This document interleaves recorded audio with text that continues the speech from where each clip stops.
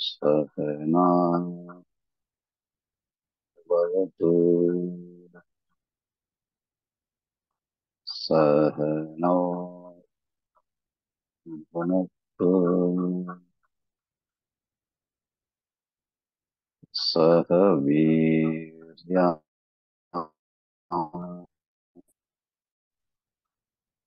कर्वाजस्विनावधीतमस्तु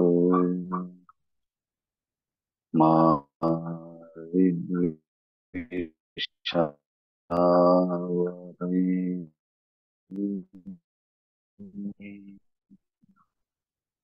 ॐ शान्ति शान्ति सिद्धिं प्राप्तो यथा ब्रह्म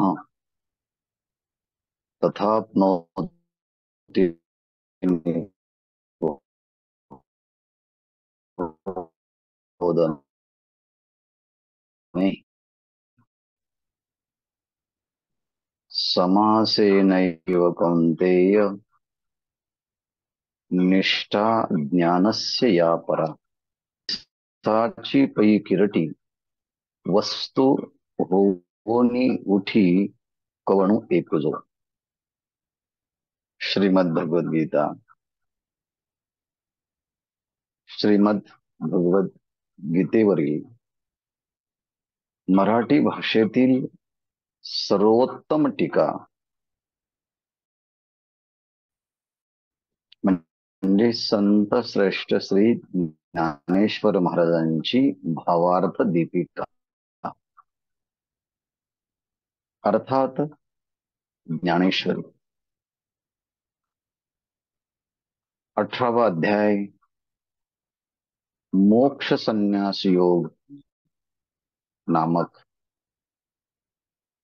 या 18व्या अध्यायातील श्लोक क्रमांक 50 आणि ओवी क्रमांक 990 प्रारंभ करत आहोत।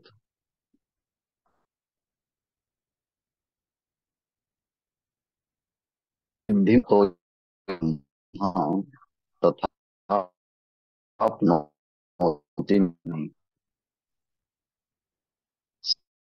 समासेनैव निष्ठा ज्ञानस्य या परा।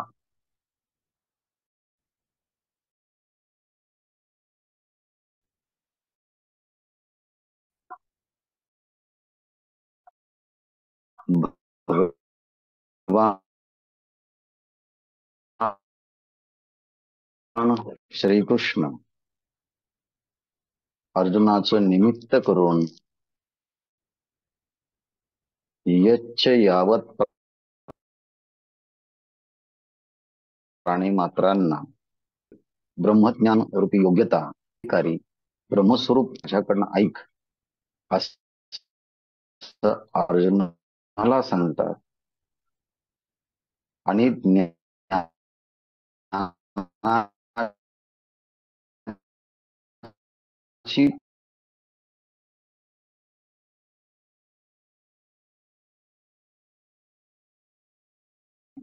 परिनिष्ठा किंवा परिसमाप्ती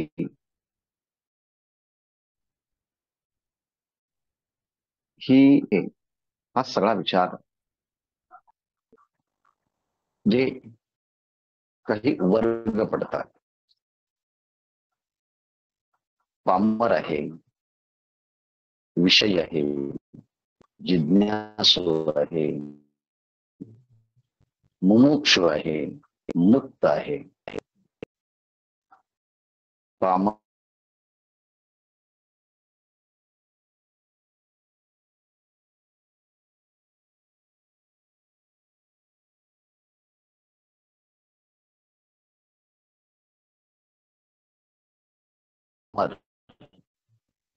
फक्त पच करायचं असं प प भ आणि पुन्हा मरायचं प प ब भ आणि म त्याला म्हणतात पामर।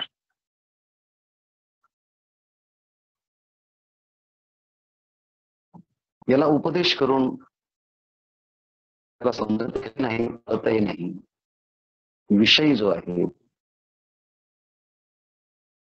त्याचा विषय फक्त इंद्रियांना प्राप्त होणारे भोग भोगावेत. मग इहलोकातील असो किंवा परलोकातील असो, पण ते न्याय्य मार्गाने असावेत अशी त्याची धारणा असते. म्हणून कर्मकांडात व्यस्त होतो. त्यालाही ब्रह्मज्ञानाचा उपदेश कळत नाही, होत नाही.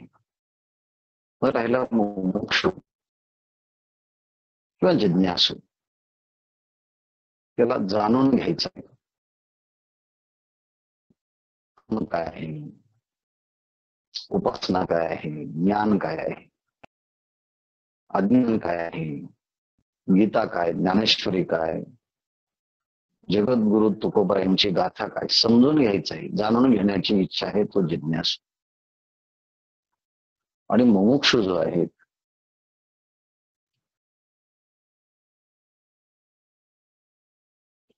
त्याला जाणून तर घ्यायचंच आहे, पण ते प्राप्त करून घ्यायचं आहे. मोक्षम्य भूया मोक्ष, मला मोक्ष प्राप्त करून घ्यावायचाच आहे. पाण्यामध्ये बुडलेल्या मनुष्याला वरून पुन्हा बुडवलं तर बाहेर येण्यासाठी तीव्रतेने प्रयत्न करतो, तितक्या तीव्रतेने ह्या संसार दुःखातून बाहेर पडण्याची ज्याची मनोभूमिका आहे तो उत्तम साधक आहे, उत्तम मुमुक्षु आहे. त्याने सगळ्या सांसारिक पदार्थांचं परीक्षण केलं आहे. ते सगळे पदार्थ जड आहेत. जिथे जडत्व असतं तिथे दुःखरूपत्व असतं.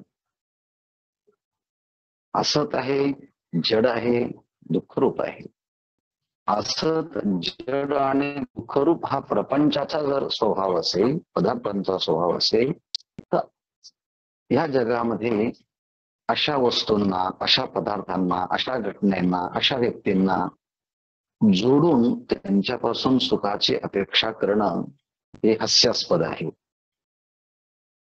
हे त्याला कळालं म्हणून अंतःकरणामध्ये विवेक उत्पन्न की सगळा प्रपंच हा काल्पनिक आहे, भासमान आहे, मिथ्या आहे, क्षणभंगूर आहे आणि केवळ देहनिर्वाहाची व्यवस्था करण्यासाठी हा प्रपंच आहे. या सगळ्या प्रपंचाचा उपयोग देहाचं संगोपनासाठी आहे. म्हणजे देहासाठी प्रपंच, पण देह हा आत्मकल्याणासाठी आहे, साधनेसाठी आहे, चिंतनासाठी आहे, परमार्थासाठी आहे, ध्यानासाठी आहे, देहाला विसरण्यासाठी आहे. म्हणून त्याने आपली योग्यता अनुभवातून, विचारातून आणि सद्गुरूंच्या सानिध्यातून इतकी वाढवली आहे की त्याला ह्या प्रपंचाचा बीट आला आहे, कंटाळा आला आहे. इथले संबंध असतात, इथले सुखही तेवढेच भासमान असतात. म्हणून त्याला सत्य जाणून घेण्याची तीव्र इच्छा आहे. ज्याप्रमाणे कापराला अग्नीचा स्पर्श झाल्याबरोबर तो पेट घेतो, तसं ज्याच्या अंतःकरणामध्ये विवेक आहे, वैराग्य आहे, समाधी षटक आहे, मोक्षत्व आहे, अंतःकरणामध्ये कोणतीही कामना नाही, निरीच्छ असं ज्याचं अंतःकरण पवित्र आणि मंगलमय झालं आहे, अशा व्यक्तीला त्याच्या पूर्वजन्माच्या कर्माचं चांगलं फल म्हणून श्रोत्रिय ब्रह्मनिष्ठ आणि कृपा श्रीगुरु भेटली आणि त्या श्रीगुरूंनी सत्यम ज्ञानानंतम ब्रह्म, अयमात्मा ब्रह्म, प्रज्ञानाम ब्रह्म, असं ज्या परब्रह्माचं लक्षण महावाक्यांच्या द्वारे सांगितलं ते परब्रह्म तत्वमसी तू आहेस, असा गुरूंनी उपदेश केला. त्याच्या अंतःकरणाची तयारी होतीच. तत्क्षणी उच्च अधिकार असल्यामुळे तो म्हणाला अहम ब्रह्मास्मी. किती वेळ झाला म्हटले ह्यात बोध प्राप्त होण्यासाठी? नाही म्हटले, फार वेळ लागला नाही. गुरूंच्या मुखातून निघालेलं महावाक्याचा संबंध उत्तम श्रेष्ठ अधिकारी असणाऱ्या शिष्याच्या कानाशी झाल्याबरोबर या गुरूंच्या वचनाचा आणि त्याच्या कानाची भेट झाली. कानाचनाची भेटी. हे किरीटी पै सरिसाची खरोखर त्याच क्षणीच देहा इंद्रियांचं तादात्म्य सोडून सर्व चराचरांच्या मध्ये वसत असलेली वस्तू जी ब्रह्म, ती ब्रह्मवस्तू मीच आहे, अशा प्रकारचा भाव बोध त्याच्या अंतःकरणाची वृत्ती उठली.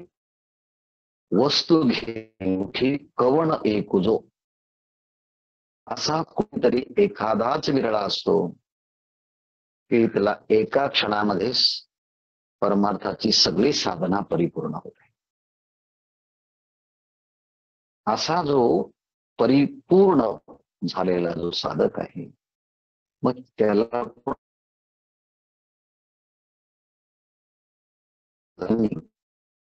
ज्ञानेश्वर महाराजांना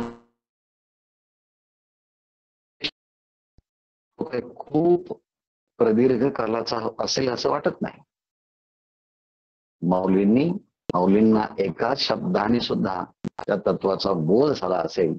खरं म्हणजे ती ओवी जरी इथे असली तरी ही ओवी मात्र संत निवृत्तीनाथ महाराज ज्ञानेश्वर महाराजांच्या जीवनामध्ये सार्थक ठरणारी ओवी आहे.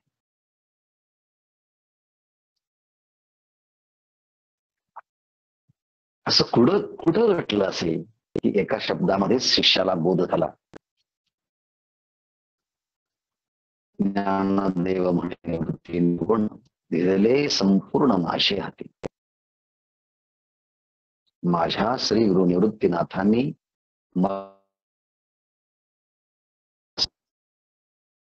जो बोध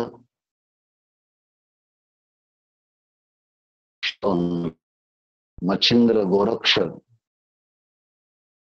गहिनी निवृत्तीनाथ आणि ज्ञानेश्वर महाराजांच्या पर्यंत आला, तो बोध एका क्षणामध्ये माऊलींना प्राप्त झाला. असा कोणीतरी एखादाच विरळा असेल. निवृत्तीनाथ म्हणत असतील माऊली हा विरळा म्हणजे तुम्ही आहात. म्हणून बोध प्राप्त करण्यासाठीचे उदाहरण काही दिले असतात. एक आहे कापराचं आहे, वाळलेल्या गौरीचा आणि आहे शेणाचा. या तिघांनाही अग्नीचा स्पर्श झाला. शेणाला अग्नीचा स्पर्श झाला तर अग्नी विझून जातो. अग्नीचा स्पर्श झाला तर पहिल्यांदा धूर निघतो, मग जरा गरम होते, मग पेट. पण कापूर असा आहे की त्या कापराला अग्नीचा स्पर्श झाल्याबरोबर तत्क्षणी पेटते. गुरूंच्या मुखातून महावाक्याचा उपदेश अधिकार संपन्न शिष्याच्या अंतःकरणाला झाल्याबरोबर मी ब्रह्म आहे असा बोध ज्याची अंतःकरण वृत्ती घेऊन उठते, असा कोणीतरी एखादाच विरळा असतो, तो म्हणजे ज्ञानेश्वर महाराजांसारखा. कानावचनाची भेटी सरिसाची पै किरटी वस्तू घेऊन उठी कवण एकूजो. असा कोणीतरी एखादा माऊलींसारखा असतो. मग अशा महापुरुषाला मी ब्रह्म आहे असा दृढ अपरोक्ष बोध झाल्यानंतर आता असंभावना नाही, विपरीत असंभावना नाही, प्रमेय असंभावना नाही, कोणतीच भावना नाही. प्रमाण असंभावना नाही, प्रमेय असंभावना नाही, विपरीत असंभावना नाही. मग आता तो ब्रह्म जर झाला असेल मग तयासे करणे हे बोलीजेलीची कवणे. मग त्याच्यासाठी काही कर्म आहे, त्यासाठी काही कर्तव्य आहे. हे कवणे बोलीजेलची असं कोण बोलणार, कोण सांगणार? पण वेद सुद्धा तस्य कार्यम न विद्यते. श्रुती स्मृती सांगतात तस्य कार्यम न विद्यते. आत्मरती, आत्मतृप्ती आणि आत्मक्रीडा प्राप्त झालेलं ज्याचं अंतःकरण आहे त्याला कोणतंच कर्तव्य शिल्लक राहत नाही. का बरं?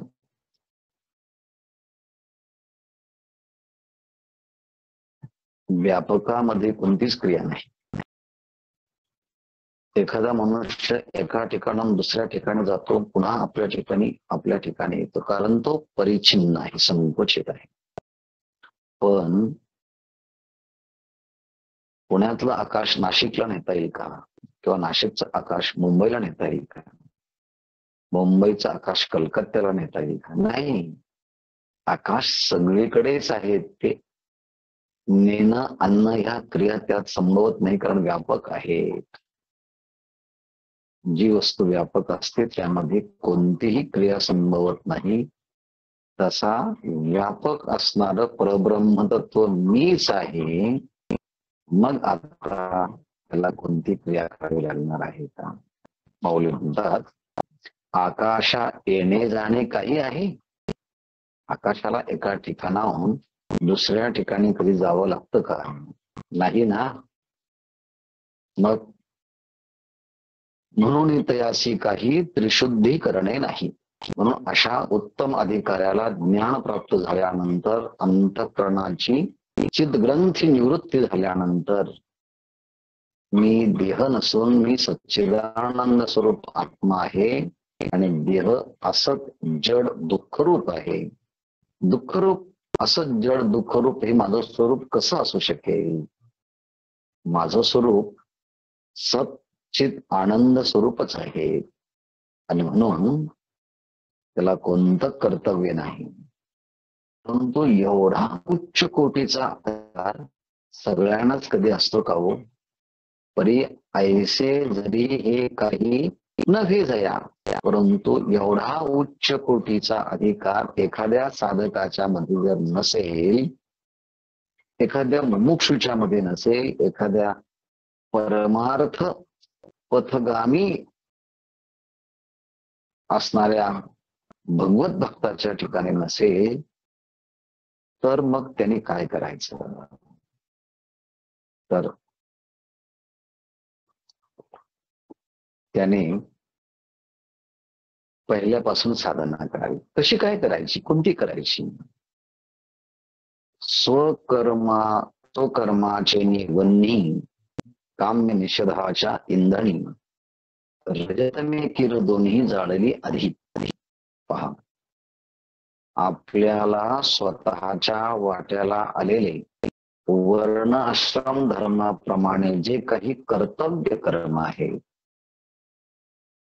ते कर्तव्य कर्म रूपी हाच एक अग्नी आहे.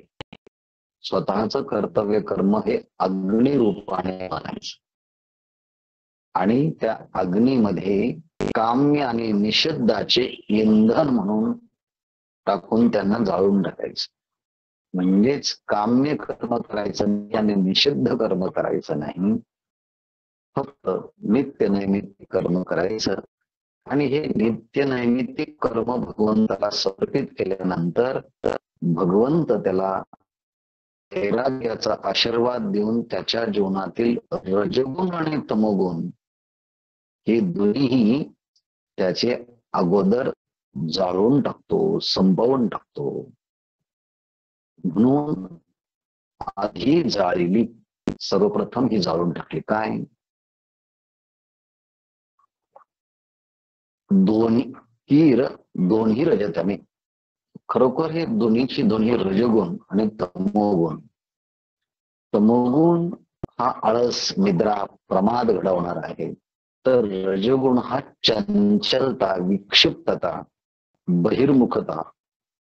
बहिर्मुखता आणि अनात्म पदार्थाच्या विषयी आसक्ती निर्माण करून लोभ निर्माण करणार आहे. म्हणून आधी हे दोन्ही रजतन्य किर जाळलेली, म्हणून भगवंताच्या कृपेने हा सत्वगुण आणि रजगुण दोन्ही जाळून टाकलेले असतात. मग काय राहतं? फक्त सत्वगुण राहतो. आणि अशा भगवत भक्ताच्या, साधकाच्या अंतःकरणामध्ये विवेक आणि वैराग्य असतो. कसं असतो विवेक वैराग्य याचाही विचार बघा. पुत्र, वित्त, परलोक या तिहींचा अभिलाखू, घरी होय पायको हेही झाले. अभिलाखू म्हणजे अभिलाषा. अभिलाषा, इच्छा, आकांक्षा, कामना. कसली कामना असते? पहिल्यांदा कामना सामान्य माणसाच्या अंतःकरणामध्ये असते की एकोहम बहुश्याम, मी एकटा आहे तर एकाचे दोन व्हावेत. म्हणजे विवाह व्हावा. विवाह झाल्यानंतर पुत्र व्हावा. पुत्र असून उपयोगाचा नाही तर संपत्ती पण असावी. इह लोकामध्ये चांगली पत्नी, चांगली मुलं आणि घरामध्ये मुबलक संपत्ती असणं हे सुखी, ह्या सामान्य लोकांच्या व्याख्याप्रमाणे सुखी असण्याचं सुखी कुटुंबाचं एक लक्षण आहे. पण असा हा आहे की याला परलोकातही सुख जे आहेत, स्वर्गातलं जे आहे, अप्सरा आहे, यांची अपेक्षा असते काही लोकांना संसारामध्ये. परंतु ज्याच्या अंतःकरणातील रजगुण आणि तमोगुण निघून गेलेले आहेत त्याला ऐहिक म्हणजे इहलोकामधील पुत्र असेल, पत्नी असेल, वित्त असेल, प्रपंचातल्या वस्तू असेल यांची अभिलाषा किंवा स्वर्गातील वस्तूंची अभिलाषा म्हणजे इच्छा. ज्याच्या घरी नोकर झालेली असते, अभिलाषा पायकू करी, म्हणजे ती इच्छा त्यांच्या घरामध्ये सेवक म्हणून काम करते. म्हणजे अशा प्रकारचा जो साधक आहे की ज्याने स्वकर्माच्या द्वारे भगवंताला आपले कर्म समर्पित करून भगवंताने आशीर्वाद देत रज आणि तमोगुण नाहीसे करून टाकले, त्याच्या अंतःकरणामध्ये अशी इच्छा सेवा करते की अशा साधकाने इहलोकातील भोगाची इच्छा करावी किंवा परलोकातील भोगाची इच्छा करावी. म्हणून ती इच्छा हात जोडून त्या वैराग्य संपन्न असणाऱ्या व्यक्तीच्या जवळ येते. बोला, तुम्ही फक्त उच्चारा की मला हे हवं आहे, आम्ही सगळ्या वस्तू द्यायला तयार आहोत. म्हणून अभिलाखू करी पायुको होय. पायक म्हणजे सेवक, ती इच्छा त्याची सेवक बनते.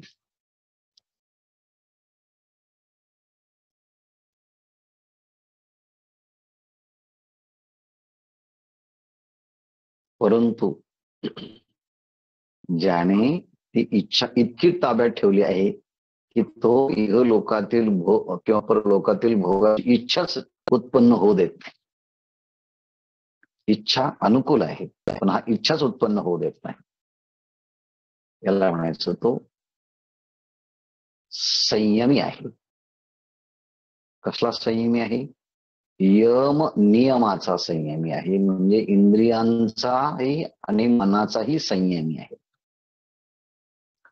मनाला आणि इंद्रियांना प्रलोभित हो पावली,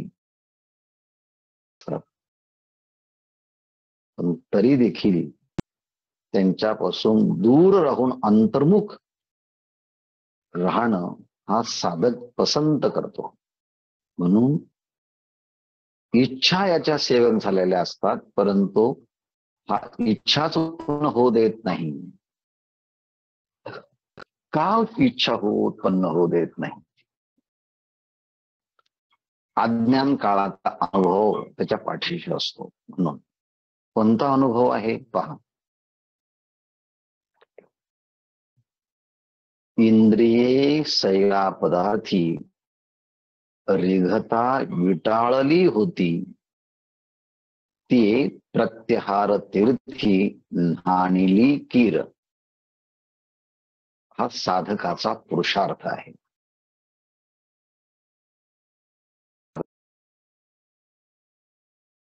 सैरा पदार्थी रिघता विटाळली होती.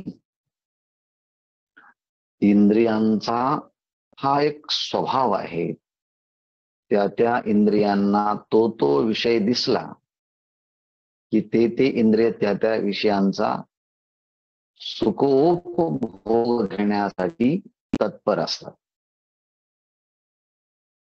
परंतु इंद्रियांचा स्वभाव जरी विषयांच्याकडे जाऊन सुख अनुभवण्याचा जरी असला, पण त्या माध्यमातून ते इंद्रिय शिथिल होतात, त्या इंद्रियांचं सामर्थ्य कमी होतं आणि त्या इंद्रियांच्या ठिकाणी अपवित्रता, अशुद्धता प्राप्त होते. इंद्रिय विषय संपर्काने इंद्रिय दूषित होत,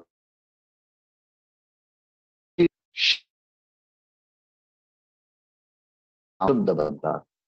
म्हणून सैरा म्हणजे कोणतेही, आपल्याला सैरा दिसेल माहिती तर पुढे ट लावायचा, म्हणजे उच्छृंखल. इंद्रिय सैरा पदार्थी रिघता. इंद्रिय वाटेल त्या विषयांच्या मध्ये त्यांनी प्रवेश केला की मग काय विटाळली होती, ती विटाळली होती म्हणजे ती अशुद्ध झाली होती. अनेक प्रकारचे दोष त्या इंद्रियांच्या मध्ये विषयांच्या संपर्काने आले होते. पण साधकाने काय केलं आहे, मग यम नियम आसन प्राणायाम प्रत्याहार, त्या यमामध्ये अहिंसा, सत्य, अस्तेय, ब्रह्मचर्य, अपरिग्रह, शौच, संतोष, तप, स्वाध्याय, विश्व प्रणिधान, याला यम आणि नेम. आसन, आणि मग त्या सगळ्यांच्या माध्यमातून त्या इंद्रियांना म्हणजे ज्ञानेंद्रियांना आणि कर्मेंद्रियांना विषयांपासून मागे खेचून आणलं, त्याला प्रत्याहार असं म्हणतात.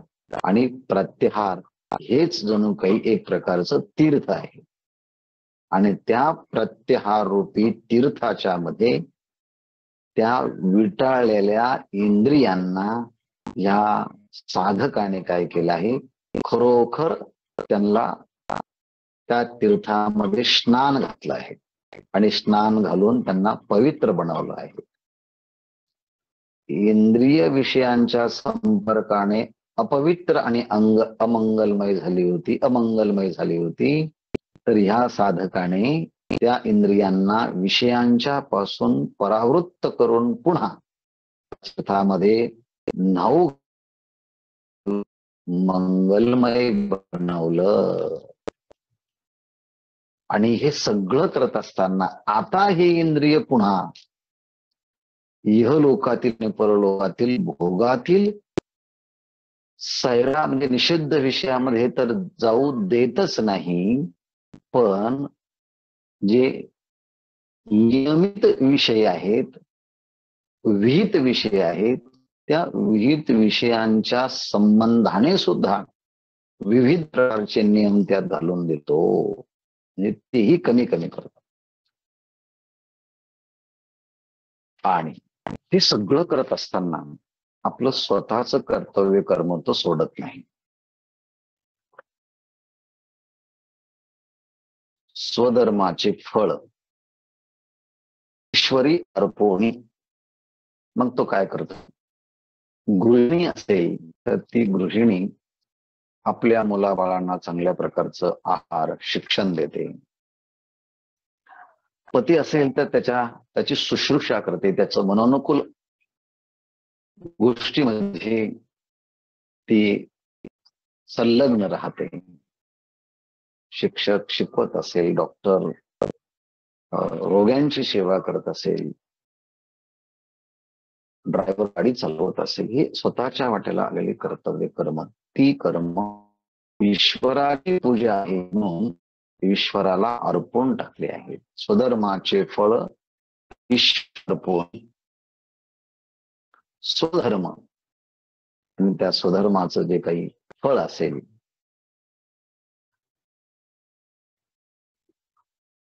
मग ते पुण्य असेल, सत्कर्म असेल, ते ईश्वराला समर्पित केलं. अर्पोणी काय? स्वधर्म, कर्तव्यरूपी कर्माचं फळ. काय फळ आहे? पुण्य, अंतःकरण शुद्धी. ते ईश्वराला अर्पण करून मग काय केलं आहे? त्या ईश्वराच्या कृपेने त्या साधकाला विवेकाचं बळ प्राप्त झालं आहे. आणि ते विवेकाचं बळ घेऊन काय केलं आहे? वैराग्य पद आढळ केले. मग वैराग्य शब्दाचा अर्थ आहे आता आसक्ती सोडली त्याने, आणि आता कोणत्याच इहलोकात आणि परलोकातील भोगाकडे मनाला जाऊ न देता केवळ सच्चिदानंद स्वरूप आत्म्याच्या ठिकाणी स्थिर करण्याचा प्रयत्न तो करतो. म्हणून आता वैराग्य पद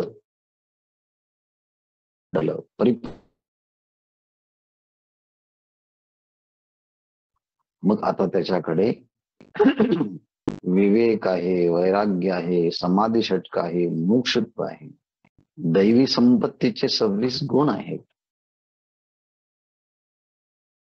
12व्या अध्यायामध्ये सांगितल्याप्रमाणे अद्वेष्टा सर्वभूतानां मैत्र करुणैव च असे भक्तांचे लक्षण आहेत. ज्ञानाचे लक्षण आहे, गुणातीताचे लक्षण आहेत. सगळी सामुग्री त्यांनी आपल्याजवळ जुळवून ठेवली आहे. कशासाठी? स्वस्वरूपाचा यथार्थ बोध होण्यासाठी. आईची आत्मसाक्षात्कारी लागे ज्ञानाची उजरी. आत्मसाक्षात्कारी ज्ञानाची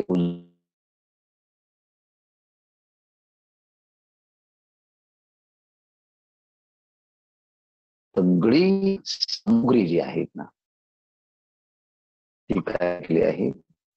त्यांनी खरोखर प्रयत्नपूर्वक जवळ करून ठेवली आहे, जमवून ठेवली आहे. आत्मसाक्षात्कारी लागे, आत्मसाक्षात्कारी लागे ज्ञानाची ते सामुग्री उजरी पुरी मिळविली. त्याने पूर्ण भगवंताचा यथार्थ बोध होण्यासाठी गुरूंची सेवा असेल, आपल्याजवळ असणार संपत्तीचं योग्य प्रकारे दानाच्या रूपाने ती वितरण केली असेल, श्रेष्ठ भगवत भक्तांच्या महापुरुषांच्या अंतःकरणामध्ये एक आपल्या ह्या सगळ्या सत्कृत्या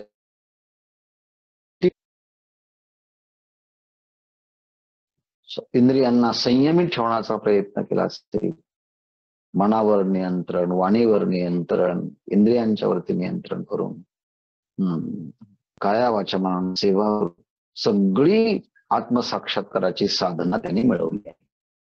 ते आत्मसाक्षात्कारा लागे ज्ञानाची उजरी, ते सामग्री किरपुरी मिळविली.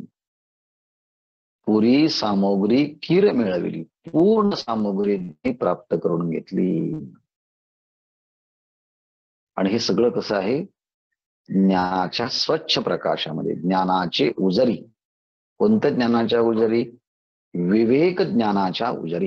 विवेक रूपी ज्ञानाच्या स्वच्छ प्रकाशामध्ये त्यांनी आत्मसाक्षात्काराची सगळी साधनं जमवून ठेवली, जुळून घेतली. आणि असं होत आणि त्याची समयी सद्गुरु भेटले पाही, देवीची ती काही वंचिजेना. एवढं सगळं साधना केली आणि बरोबर त्याच वेळेला त्याची समयी, त्याच समयामध्ये, त्याच वेळेमध्ये सद्गुरु भेटले पाही. सद्गुरूही त्याला भेटले. आणि सद्गुरू जेव्हा भेटतात तेव्हा लगेचच त्याला उपदेश करतात एखाद्या शिष्याला, असं नाही बरं का. त्याचा परिचय करून घेतात. त्याच्या मनामध्ये काही संशय आहे का ते दूर करतात आणि योग्य वेळ आल्यानंतर मग उपदेश करतात. पण हा इतका उच्च प्रकारचा अधिकारी आहे की सगळी साधना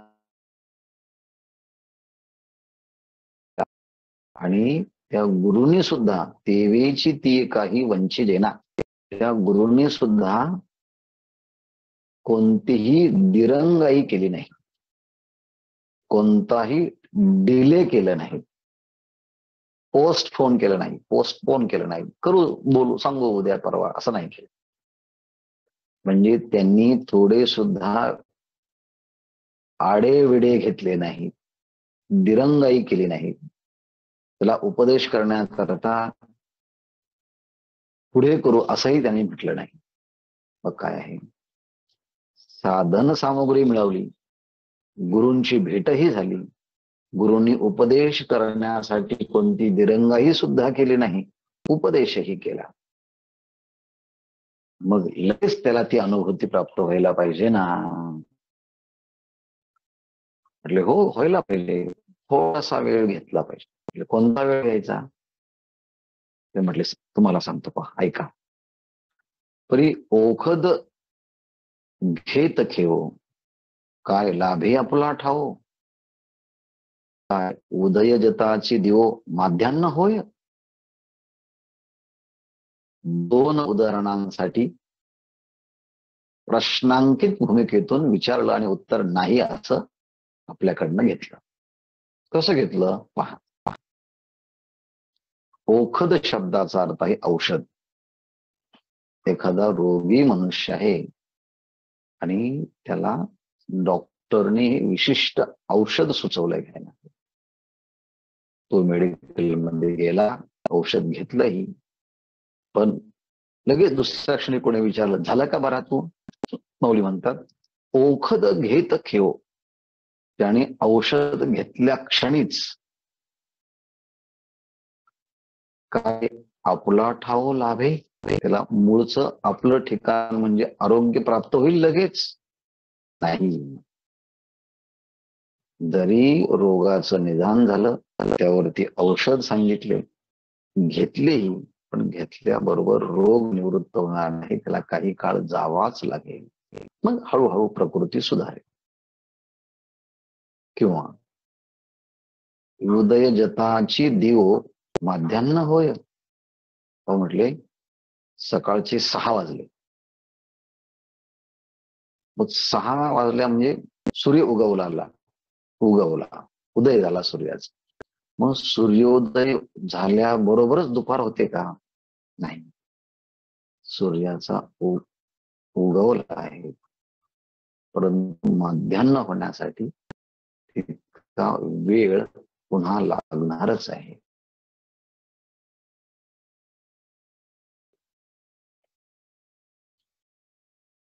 लगेच होणार, थोडासा त्याला कालावधी लागणारच आहे. लाईट बंद केली,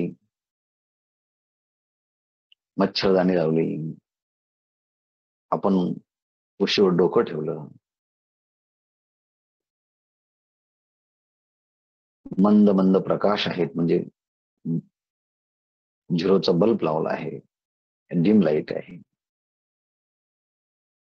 आणि डोळे झाकले, लगेच झोप येईल का? नाही. त्यासाठी काही थोडा वेळ वाटच पाहावी लागते. किंवा माऊली दुसरं उदाहरण देतात, सुक्षेत्री जमीन अतिशय सुपीक आहे, मशागत केलेली आहे आणि पुन्हा त्यावरती योग्य प्रकारचा पाऊसही पडला आहे. म्हणजे सुक्षेत्री आणि ओलटे जमीन अतिशय चांगली सुपीक आहे आणि त्या सुपीक जमिनीच्या मध्ये पुन्हा पाऊस पडून चांगल्या प्रकारची ओल निर्माण झाली आणि त्या चांगल्या प्रकारच्या सुपीक जमिनीमध्ये ओल आल्यानंतर चांगल्या प्रकारचं बी सुद्धा त्या ठिकाणी पेरलं आहे. गोमटे बीजही पेरिले, बीज गोमट आहे, जमीन मशागत केल्यामुळे सुक्षेत्री आहे आणि पाऊस पडून गेल्यामुळे ओल पण आहे. सुक्षेत्री ओलटे बीजेही गोमटे, गोमटे बीजेही पेरिले, त्यामुळे खूप मोठं फळ येणार आहे. पण लगेच येईल का? आलोट फळ भेटेल. निश्चित त्या जमिनीमध्ये आता खूप जास्त फळ प्राप्त होणार आहे, धान्य. परी वेळे की गा, परंतु त्यासाठी वेळ लागेलच. ज्वारीचा असेल तर 2-3 महिन्याचा कालावधी लागणारच आहे. तसं गुरुंनी बोध केला, साधन सामुग्री मिळवली, तरी अंतःकरणाची वृत्ती निसंशय होण्यासाठी, बोध दृढ होण्यासाठी काही काळ जावाच लागेल. कसा? जोडला मार्ग प्रांजळू, मिनला सुसंगाचा मिळू, तरी पाविजे वाचोने वेळू लागे चिकी.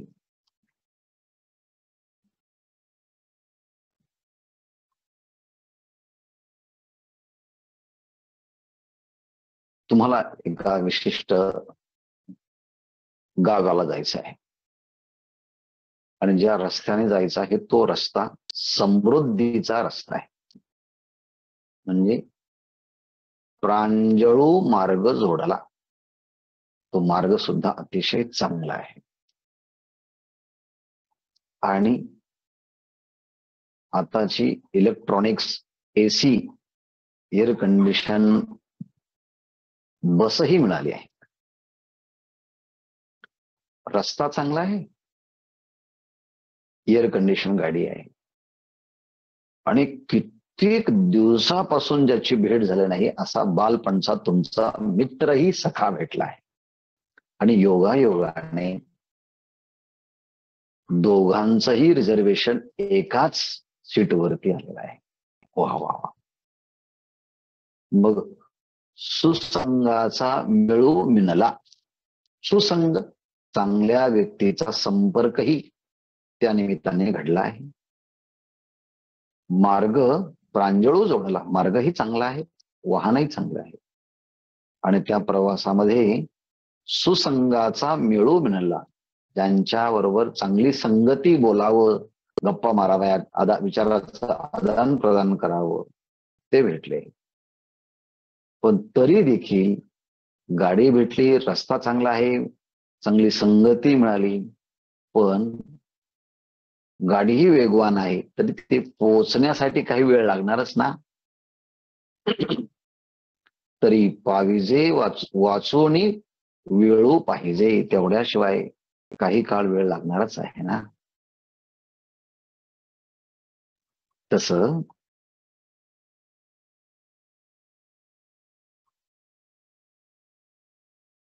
जीवाच्या अंतःकरणामध्ये विवेकाचा अंकुर उत्पन्न झालेला आहे. निष्काम कर्म केल्यामुळे भगवंताने वैराग्यरूपी प्रसाद दिला आहे आणि योगायोगाने सद्गुरु, श्रोत्रिय ब्रह्मनिष्ठ सद्गुरूही म्हणाले आहे, जीवी विवेकाचा अंकुर फुटला. जीवी म्हणजे अंतःकरणामध्ये विवेक अंकुर उदयाला आला म्हणजे विवेकही चांगला आहे. ईश्वर कृपेने वैराग्यही चा लाभ झाला आहे आणि दैव योगाने उपदेश करण्यासाठी गुरुही भेटले आहे. आणि मग काय होणार आहे? तेने ब्रह्म एक अथी एर अघवेची भ्रांती हेही किर प्रतीती गाढी केली.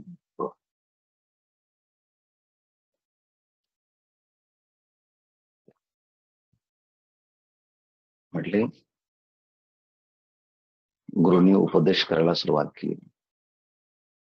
त्या सद्गुरूंनी सांगितलं ब्रह्म एक अथी. ह्या जगतामध्ये नित्य शाश्वत चिद स्वरूप सत्स्वरूप आनंद स्वरूप हे तीनही लक्षण एका अधिकरणामध्ये राहतात तत्वाला.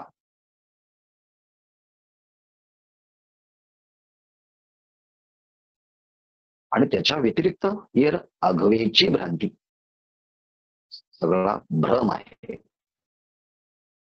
तसं दोरीवर रज्जूचा भ्रम, शुक्तीवर स्थानूचा भ्रम, त्याप्रमाणे आत्मस्वरूपावर हा जगताचा भ्रम झाला आहे. असं का? आणि मग याचा श्रवण मनन निध्यासन करून हेही किर प्रतीती गाढी केली आणि मग अशी अनुभूतीही त्याची दृढ झाली. हा, त्या जगामध्ये ब्रह्म आहे, बाकी सर्व मिथ्या विनाशी चंचल आहे असं त्याची खात्री बनते. परी तेच जे परब्रह्म सर्वात्मक मोक्षाचे काम सरे जेथ, असं जे काही परब्रह्म आहेत ते परब्रह्म तू आहेस. म्हणजे तुझा जो आत्मा आहे तो आत्मा सगळ्या जगाला व्यापून असणारा जो परमात्मा ब्रह्म म्हणतात, तो ब्रह्म तुझा आत्मा ब्रह्मस्वरूप आहे. तुझा आत्मा ब्रह्मस्वरूप आहे असं म्हणताना आत्म्याच्या विषयी असणारी परिच्छिन्नतेचा भ्रम दूर झाला आणि परब्रह्म जे आहे तोच तुझा आत्मा आहे. म्हणजे परब्रह्माच्या विषयी असणारी जी परोक्षता जो भ्रम आहे तो निवृत्त होऊन अपरोक्ष बोध झाला. म्हणजे छिन्नता दूर झाली, विषयी परोक्षता दूर झाली. माझा आत्माच ब्रह्म आणि ब्रह्माचा आत्मा असा बोध दृढ झाल्यानंतर मोक्षाचे कामही जेत सरे, ज्या ठिकाणी मोक्षाचं काम देखील परिपूर्ण होतं. अशी जी स्थिती, ती स्थिती कशी आहे? आणखी तिला काही वेळ लागतो का समजून घ्यायला? मग त्याला श्रवण मनन निधिध्यासन करावं लागतं का? तर हो, हे सगळं कळालं आहे. श्रवण झालं आहे, मनन आहे आणि पुन्हा निधिध्यासन होता होता ही सहज अनुभूती त्या साधकाला प्राप्त होते. पण त्यासाठी काही वेळ जावा लागतो. तो कसा आणि कोणत्या पद्धतीचा जावा लागतो त्याचा विचार उर्वरित ओळींच्यामध्ये होईल. तो आपण उद्या पाहूया. ओम पूर्णमदः